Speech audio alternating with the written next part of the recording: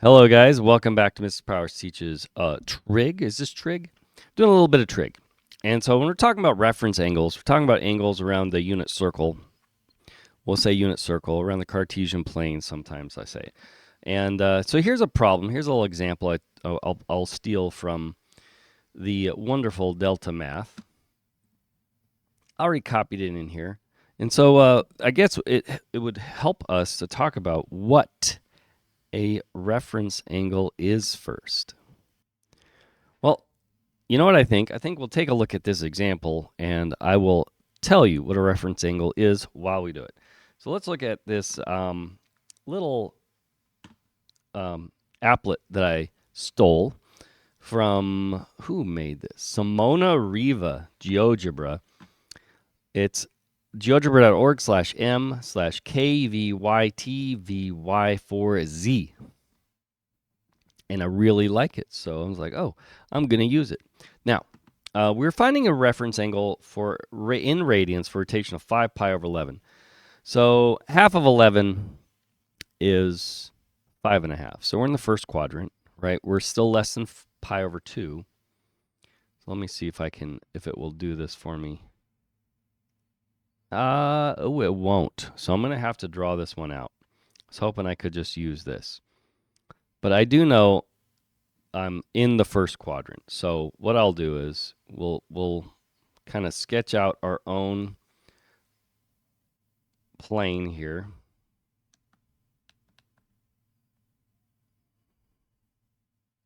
Okay. We'll get our X and our Y going. We can do that a little better. There we go. Okay. So here's our X-axis, here's our Y-axis, and we're going to be in our first quadrant. Now, when you're doing these by hand, you don't want to be in, it's not that important, let's say, to scale, right? It is important to be in the right quadrant. We want to be in the right quadrant. So we're going to draw a segment out into that quadrant, and then we got our angle here. And that is our 5 pi over 11 radians. Okay? So to find the reference angle, to find our reference angle, give me 1 second. Okay. Of once we've done this, okay, to find a reference angle, what you do is you drop from that segment, you swung around, you drop straight down or straight up to the x-axis to create a right triangle. In our case, we're going to go straight down because we're in the first quadrant. Say in the first or second quadrant, you're going to drop straight down to the x. If you're in the third or fourth quadrant, you go up to the x-axis. You always go straight to the x-axis. You make a right triangle, and our reference angle is that angle that is created by our x-axis. Let me see here. Let's go with this. It's created by our x-axis, so in our case right here, and our segment. Okay? That's going to be our reference angle, so it's right here. And in this case, the 5 pi over 11 is our reference angle. Nothing's changed. So that one's easy. That one's done. And we would just, and if we're doing this, 5 pi over 11, and go submit. And we're like, we're to right, it's amazing. And then they do the same thing. Theirs is the scale. First quadrant, second quadrant, third quadrant, fourth quadrant. Those are where the quadrants are. Piece of cake. Okay. So great. Love that about Delta Math. Every time we get it right or wrong, it's going to tell us. 3 pi over 8, that's also less than half a pi. That one's boring. So let's try to find an example that's more fun. 7 pi over 4. Okay, that one's more interesting. 7 pi over 4. So let's do that one. Okay. Oops.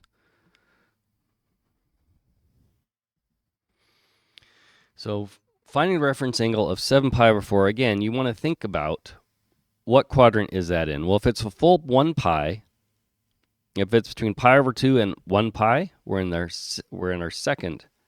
All right, here's pi over 2 and pi, we're in our second quadrant. If we're between 0 and pi over 2, we're in our first, right? Every pi over 2 gets us through another quadrant. So anyway, it looks like we're going to be in our second quadrant because it's more than a half pi, it's less than 1 whole pi. We're in the second quadrant. Okay, great. Now 7 pi over 4, I know that my little thing here will do 7 pi over 4. Let's see, 7 pi, that's almost 8 pi over 4, so it's going to be closer here. Oh no, actually it should be 7 pi. Oh, I'm sorry, actually, that's almost 2 pi. What am I thinking? 7 pi over 4, that's more than a pi. That's more than 1.5 pi. That's going to be in our fourth quadrant. What am I thinking? I was thinking 3 pi over 4 for some reason. Okay. So 7 pi over 4 should be right there. There it is. There's our 7 pi over 4. That's a great example because I really want to do one over here in one of these quadrants. Okay, so 7 pi over 4. That's where our thing is. And so you know what I'm going to do? I'm going to be real lazy in this case. I'm going to copy this, put it in our little sheet here, and we'll play with it here. Okay, so what we do is the same as what we always do. Drop straight to the x-axis a segment, and then the angle created by our segment, in this case, this is a unit circle, so this segment is 1, and our x-axis right here. So those two segments are creating my angle. So my angle is right here. That's my reference angle. Right there. There's our reference angle.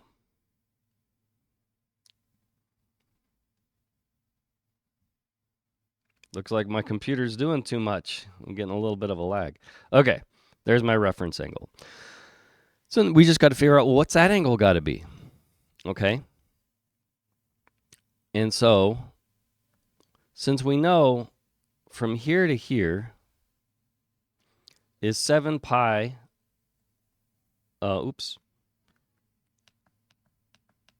7 pi over 4, and it's almost 360. This is going to be 360 or 2 pi minus 7 pi over 4, right? Or you got to realize, well, I need to add something to get all the way to 2 pi. I'm getting back to 2 pi there. What do I need to add to get this little piece, right? And so you could do that. 2 pi minus 7 pi, 7 pi over 4 equals, well, 2 pi is 8 pi over 4. So 8 pi over 4 minus 7 pi over 4 is pi over 4. And that is my reference angle. That's that little piece right here. That's going to be a reference angle. That's it. It's how you find a reference angle. It's a piece of cake. You just got to find that little piece there that we've created. And sometimes you got to, like this, minus from 2 pi. Sometimes you got to minus from 1 pi. Sometimes, it really depends on the situation. Maybe we can do a couple more examples if you really want to see them in the second quadrant and third quadrant, because it's going to be a little different in each quadrant. But for this one, we figured out it's pi over 4. Pi / 4. Oops. All right, let's see if we can find a couple more examples. But if you understood that, that's all you need. So, yeah. I'll tell you what. Actually, what we'll do. Pi over 9. That's first quadrant again. That one's no good. Hold on, I'll find another example. Here's an example in our second quadrant. I'm going to be really lazy on this. I just want to see the answer. So second quadrant, because we're more than pi over 2, we're less than pi. So again, you swing that over, 4 pi. Well, I'll let it kind of explain it here. 4 pi over 7. So how much more do you need to get to a whole pi? Because we want that little angle right in there. Okay? So that little angle right in there, well, how much more? Well, it's missing 3 more pi over 7. That would get you a whole pi. So 3 pi over 7 will be our a reference angle. And then let's see if we had one with quadrant 3. And how about I just make one up? I'll just make one up real quick. If you're still watching, all right, let's just get an angle in here in our third quadrant.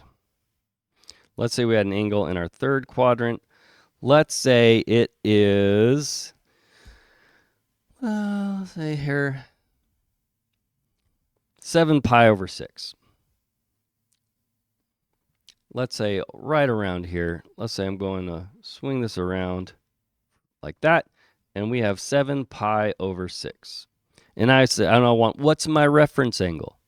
What's the reference angle for 7 pi over 6? Well, again, we want to take the end of our segment, go straight to the x-axis. Right, we got our x, we got our y, straight to our x-axis, and the angle formed by our segment and the x-axis, that's our reference angle. So our reference angle is going to be right here. So then we got to think, well, what is this angle? Well, we know it's going to be, well, we know this part here is from here to here is pi. So it's going to be 7 pi over 6 minus pi. That's going to get me that little piece left. So 7 pi over 6 minus 1 pi, a whole pi, which is 6 pi over 6, is pi over 6. So pi over 6 would be my reference angle in this case, pi over 6. There you go. And so there it is. There's your reference angles in a nutshell. And really got to look at each case, which quadrant you're in, to figure out, well, what do you need to do to find the reference angle? Are you subtracting pi? Are you subtracting from pi? Are you subtracting from 2 pi? Or are you going to subtract 2 pi? You know, it just depends. Where are we at? How are we going to get that little piece that we really want? All right, so thank you for watching. Until next time, enjoy doing math.